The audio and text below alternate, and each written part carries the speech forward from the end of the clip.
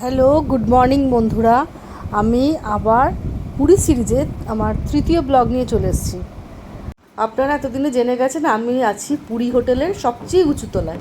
আর এসে এই যে ওই দিকটা দেখে এদিকে সূর্য উঠছে, সানরাইজটা দেখার চেষ্টা করি। যদিও মেঘের আড়ালে থাকে, সূর্য দেখা যায় না, কিন্তু আমার ওই জায়গাটা দেখতে ভীষণ ভালো লাগে। তোমরা সবাই কেমন আছো? আমরা ভালোই আছি, ভালোই ঘুরছি।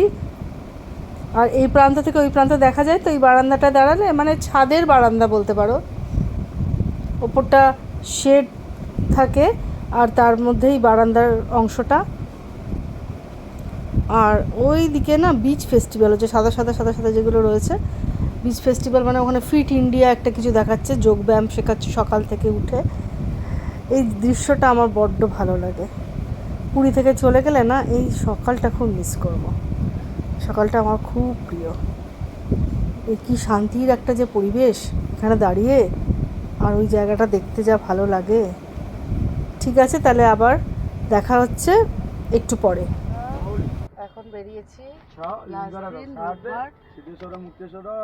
যাচ্ছি বলিহারি চণ্ডী আর অলরনাথ টেম্পল। তাহলে আমি কি বললাম বুঝতে পারলে কি? এই হালকা আওয়াজ কেউ শুনতে পাওনি মনে হয়। আমরা যাচ্ছি বলিহারি চণ্ডী মন্দিরে। সকাল সকাল রেডি হয়ে একটা গাড়ি বুক করে নিয়েছি। কোথাও বেড়াতে গেলে না কি আনন্দ হয় না সাইট সিন দেখার দিনে। তবে এবার আমার ইচ্ছে ছিল পুরো পুরী হোটেলে বসে ল্যাথ খাবো, কিন্তু অরিন্দমের ইচ্ছে ছিল আবার একটু বাইরে ঘোরার। পুরীতে থাকলে সকলেরই সাইট সিন করা থাকে, কোনারক টেম্পল, রঘুরাজপুর, আমাদের সবকটাই ঘোরা। হ্যাঁ, সূর্য মন্দির, উদয়গিরি, খণ্ডগিরি সবই ঘোরা। গত 3বারে ঘুরে নিয়েছি। এবারে ঠিক করলাম একটু অফবিট জায়গা যাব। অফবিট জায়গায় যেতে চাইলে উড়িষ্যায় বলিহারি চণ্ডী মন্দিরটা। আর এই যে যাতায়াতের পথে এই রাস্তাটা অসাধারণ। একটা মানে ধান ক্ষেত আসছে, যে কি সবুজ, তার কি সুন্দর, যে অপরূপ সৌন্দর্য, তোমরা শুধু দেখে যাও। এই রাস্তাটা যাওয়ার পথটাই আমার ভীষণ ভালো লেগেছে। দেখো, মন্দির দর্শন করলে ঠাকুর আমাদের কতটা কী করেন সেটা তো উনিই জানেন, কিন্তু আমরা তো তার কাছে বারে বারে যাই। সেটা যাওয়ার আমাদের সকলেরই ইচ্ছে থাকে, সবাই আমরা মন্দিরে। কিন্তু এই যে রাস্তাটা, এটাও তো প্রকৃতিরই দান, এটাও তো ঈশ্বরেরই দান। এই যে সুন্দর এই যে ধান ক্ষেত, আমার প্রকৃতি বেশি টানে আমার, সেই জন্য আমি বারে বারে যাই প্রকৃতির টানে। যেখানে প্রকৃতি আছে সেখানে আমার ভালো লাগে ভীষণ। এই যে রাস্তার মাঝে মাঝে গাছের ফাঁক দিয়ে ধান ক্ষেত তোমরা দেখতে পাচ্ছ, কি অপূর্ব লাগছে না? দেখো, গ্রাম বাংলা তো আমরা দেখিয়েছি, এটা উড়িষ্যার গ্রাম, অফবিট উড়িষ্যা। মানে মানে যেখানে উড়িষ্যা সবাই যায় সেগুলো বাদ দিয়ে যে উড়িষ্যাকে আমরা চিনি না, পুরীর কাছাকাছি, এটা সেই রকমই একটা জায়গা। তারপর এই রাস্তা দেখে কি মনে হচ্ছে, আসবে তো তোমরা? আচ্ছা, ওখানে বলিহারি চণ্ডীও যেমন মন্দিরটি আছে, তেমন অলরনাথ টেম্পেলও আছে, অলরনাথ মন্দির দুটোই আমরা দেখব সেদিন। আমার কাছে ডেস্টিনেশনে পৌঁছানো ছাড়াও যে যাত্রাপথ, সেটাও খুব টানে, সেটাও আমার কাছে খুব আকর্ষণীয়। তাই তোমাদের কাছে সেটা তুলে ধরছি। ধান খেতের মনোরম দৃশ্য দেখতে দেখতে আমরা আস্তে আস্তে পৌঁছলাম এবার বলিহারি চণ্ডী মন্দিরে। মন্দির চত্বরটা দেখো কি সুন্দর আঁকা আছে। জায়গাটা খুবই নির্জন, খুব মানুষজন কমই আসেন এখানে, তাই আমাদের খুব ভালো লাগছিল। বেশ নিরিবিলি শান্ত পরিবেশ, কিন্তু পরিষ্কার পরিচ্ছন্ন। একটু আঁকা আছে দেওয়ালে ওড়িশি নাচের বা ওখানকার কোনো শিল্প কাজের ওপরে। খুব পরিষ্কার কিন্তু না জায়গাটা, আমার তো বেশ ভালোই লাগছে। তোমরা কিন্তু এবার পুরী এলে এই মন্দিরে ঘুরে যেতে পারো। এখানে না শান্তি মতো পুজো দিতে পারবে। পুরীতে এত অজানা জায়গা আছে জানতাম না। কালকে দেখেছিলাম 108 শিবলিঙ্গ, খুব সুন্দর লেগেছিল, অঙ্কারেশ্বরের শিব মন্দির। এবার দেখছি বলিহারি চণ্ডী মন্দির। কি সুন্দর মন্দির চত্বরটা দেখো, মন্দিরটা দেখো সাদা ধবধবে। আমরা ধবলগিরি, উদয়গিরি, খণ্ডগিরি সবাই জানি, কিন্তু এইগুলো কেন অত প্রচার হয় না আমি জানি না। কিন্তু এই মন্দিরটাও খুবই সুন্দর। প্রচার নেই, প্রচার বিমুখ, কিন্তু জায়গাটা বড় সুন্দর এবং মন্দিরেও খুব সুন্দর স্ট্রাকচার। বেশ দেখে ভালো লাগছিল। দেখো মন্দিরের সামনে কয়েকজন পান্ডা মতন বা পুরোহিত মতন রয়েছে, পুরোহিত রয়েছেন, বেশ সুন্দর লাগছিল। এখানে আবার প্রদীপ জ্বালানো হয়েছে, যারা যারা পুজো দিয়েছেন তারা প্রদীপ জ্বালিয়ে রেখেছেন।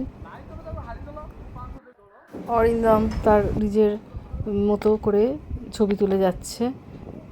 কত কম লোক না, পুরীর কোলাহলের কতটুকু লোকই বা এখানে আসে। আমাদের খোঁজ মানে ড্রাইভারও বললো খুব ভালো, অরিন্দমও খুঁজে দেখলো জায়গাটা খুবই সুন্দর। চলো মন্দিরের ভেতরে এবার যাই।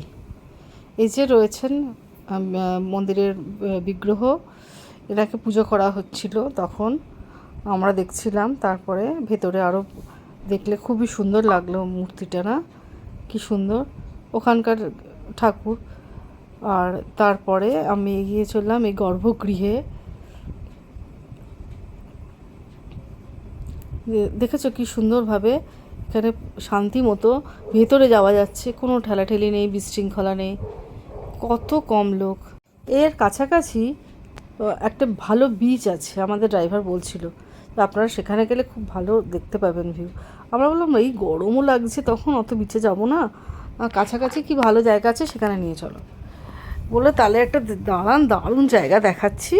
ওই 2 মিনিট গাড়িতে নিয়ে গেল মন্দিরের ঠিক পেছনে। কি অপূর্ব জায়গাটা, পরিষ্কার পরিচ্ছন্ন একটা লেক। এই লেকের জল নাকি চিল্কা থেকেই আসে বা চিল্কা অবধি যায়, কিছু একটা বলছিল। যাই হোক, আমার অত ভৌগোলিক ব্যাপার বা ঐতিহাসিক ব্যাপারের প্রতি আগ্রহ একটু কম, আমি সৌন্দর্যটা দেখি। আমি তোমাকে সবাইকেই বলেছি জায়গাটা কীরকম আমার সেটা দেখতে বেশি ভালো লাগে। জায়গাটা কতটা সুন্দর, রাস্তাটা দেখো, লাল মাটির রাস্তা, এদিকে জল ওদিকে জলাশয়, আর উঁচু উঁচু মাঝে মাঝে গাছ রয়েছে, ওই আমাদের গাড়ি। আমি খুব ভালোবেসে ফেললাম এই জায়গাটাকে, কি সুন্দর লাগছে, মনের সুখে ছবি তুলে যাচ্ছি। কেন যে পুরীতে লোক এত ভিড় করে বসে থাকে বা কোনারকের সব জায়গা, এই সব জায়গাগুলো একদম আনএক্সপ্লোর থেকে যায়, কেউ আসে না। কি অপূর্ব জায়গা, এই জায়গাটাকে একটু অফবিট বলতে পারো, এখানে লোকজন বিশেষ আসে না। আমাদের কাছে এটা খুবই নতুন একটা জায়গা, যেটা আমরা দুজনে প্রথম আবিষ্কার করলাম। এই হচ্ছে অলরনাথ টেম্পল।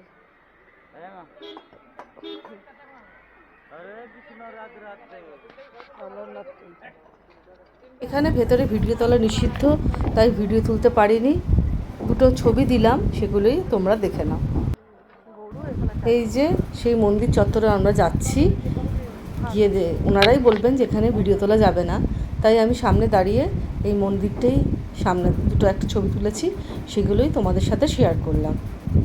দেখো কীরকম সুন্দর না মন্দিরটা, ভেতরটা খুব সুন্দর, এলে সত্যি ভাল লাগবে তোমাদের। তোমরা যদি সময় করতে পারো এই জায়গাটায় অবশ্যই ঘুরে যেও। এটি হলো অলরনাথ মন্দির। পরে খিদে পেয়ে গেল, গেলাম ওয়াইল্ড গ্রাস রেস্টুরেন্টে। এটা হচ্ছে ওয়াইল্ড গ্রাস রেস্টুরেন্ট, এখানকার পুরীর খুব নামকরা জায়গা।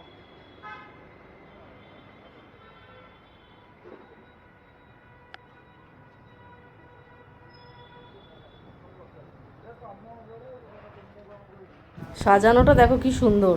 পুরীতে না তখন সবাই বলছে গ্যাস নেই, গ্যাসের অসুবিধে, তাই কোথাও নাকি অনেক রেস্টুরেন্টে খাবার দাবার বন্ধ ছিল। তো প্রথমে আমরা ভেবেছিলাম কি জানি এখানে পাবো কি না, তারপরে অবশ্য ম্যানেজার বললেন না, আসুন, আপনাদের কোনো অসুবিধা হবে না। এখানে ফুটকা এসেছিলো, খুব বিখ্যাত বিখ্যাত খাবার আছে, চলো তোমাদের দেখাই ভেতরটা কীরকম। এই দিন গরম পড়েছিল, তাই অবশ্যই একটা এসি রেস্টুরেন্ট খুঁজতেই হবে। এবং লোকাল, আমাদের আজকাল কি হয়েছে, যেখানে বেড়াতে যাচ্ছি ওইখানকার লোকাল খাবার খাওয়ার খুব ইচ্ছে হচ্ছে, তাই লোকাল খাবারের সন্ধানে আমরা এসেছিলাম এই হোটেলটায়। মানে উড়িয়া থালি বা উড়িষ্যার যে জনপ্রিয় খাবারগুলো আছে সেগুলো খেতে এসেছিলাম। আমরা তো দেখো বাঙালি খাবার আমরা ঘরেই পাই, তবে ওই যে দু একটা জিনিস এরা খাওয়ালো, কি যে অমৃত, দেখো তোমরা।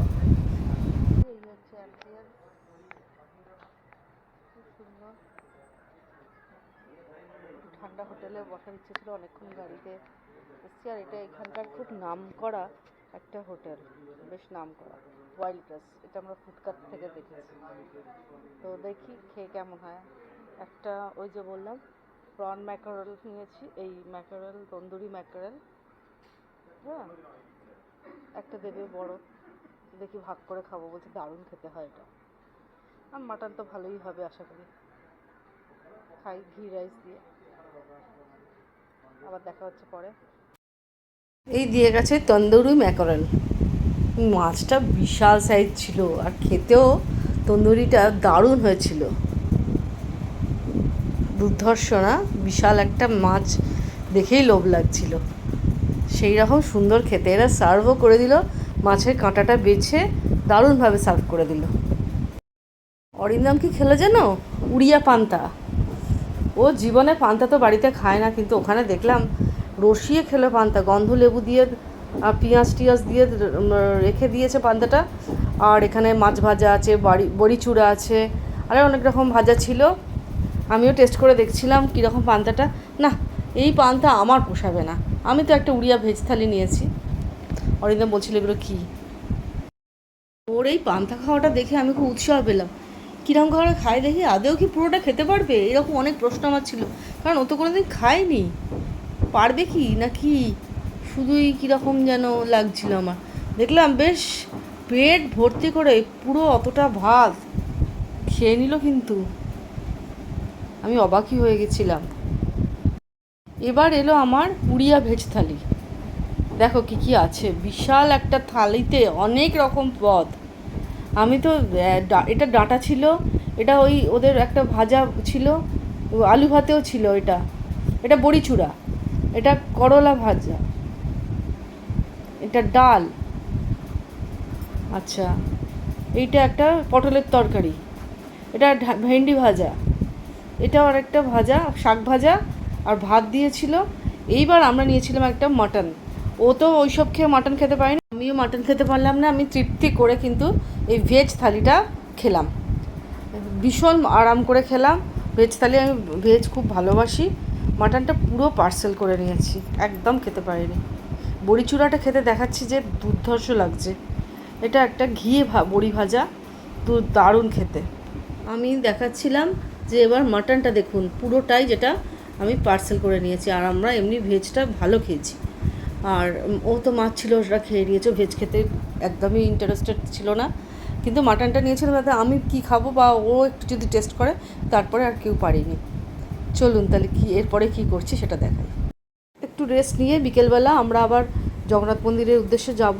তার আগে নাবার সময় ওই দূর থেকে জানলা দিয়ে যে মন্দির দেখা যায় সেটা একটু দর্শন করলাম। এবার কি করছি বলো তো? হ্যাঁ ঠিক ধরেছো, পুরীতে আসবো আর খাজা কিনবো না তা কি হয়? গাঙ্গুরামের খাজা আমার খুব বিখ্যাত, আগেই টেস্ট করে নিয়েছি। হ্যাঁ ঘিয়ের খাজাটাই কিনবো, বেশ ভালোই আছে এখনও টেস্ট।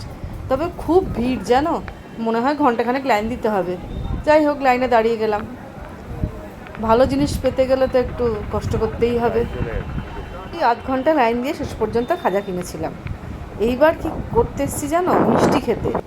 এখানে একটা সরপাপুরি আছে, ভীষণ ভালো খেতে। সরপাপুরি সেই মিষ্টির দোকানে খুঁজে খুঁজে 8টা সাড়ে 8টায় গেছি মন্দির দর্শন করে। সেই সরপাপুরি খেয়ে তারপরে একটা সঙ্গে নিয়ে এলাম বাড়িতে, হোটেলে ফিরে খাবো বলে। ভীষণ ভালো খেতে, দুজনেই তাই সেই সরপাপুরি খাচ্ছি। এবার ফেরার পালা। পুরী তৃতীয় পর্ব তাহলে এখানেই শেষ করি।